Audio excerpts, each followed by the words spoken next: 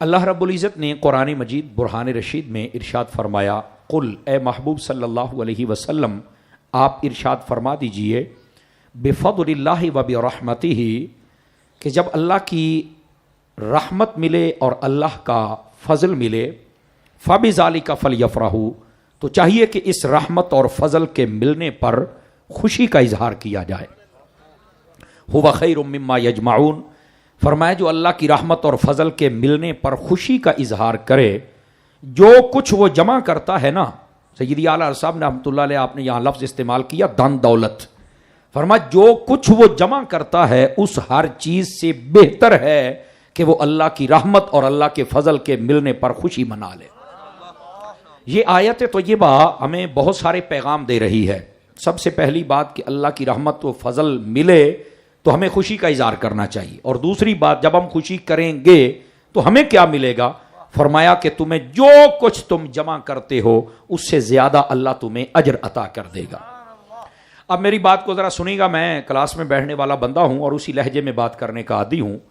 फरमाया कि जो कुछ तुम जमा करते हो उससे बेहतर खुशी मनाना है, और खुशी मनाना किस पर, रहमत व फ़ज़ल पर।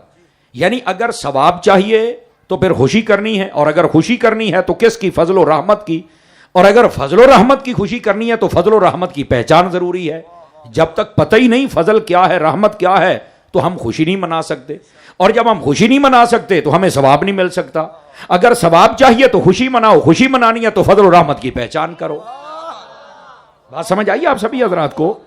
अगर ये आपको एक तरतीब समझ आ चुकी है तो फिर आइए ज़रा मेरी बात को ज़रा तवज्जो के साथ समाअत फरमाइए। दोस्तानी मुकर्रम, अब ज़रा इस आयत पर गौर कीजिए।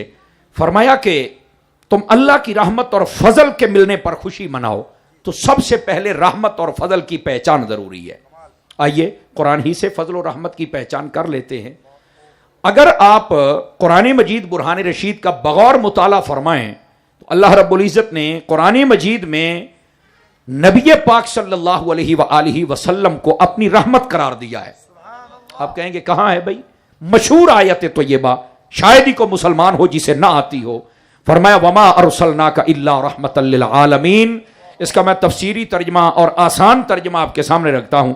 फरमाया महबूब हमने सब जहानों के लिए आपको रहमत बना के भेजा है। हुजूर अकरम सल्लल्लाहु अलैहि वसल्लम आप अल्लाह की रहमत हैं, और आपने एक हदीस शरीफ में खुद फरमाया इन्नमा बुइस्तु रहमतन, फरमा अल्लाह ने मुझे रहमत ही बना के भेजा है। कुरान से भी वाज़ेह हो गया, हदीस से भी, कि रहमत से मुराद आपके और मेरे पाक महबूब की ज़ात अक़दस है।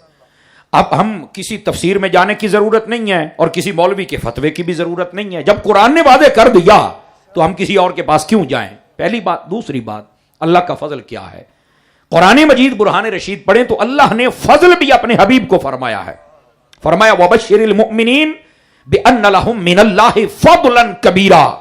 फरमाया कि महबूब आप ईमान वालों को खुशखबरी सुना दीजिए। किस बात की?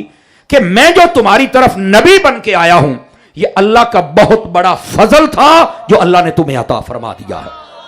इस आयत तय्यबा ने वादे कर दिया कि अल्लाह के फजल से मुराद हुजूर की जात है।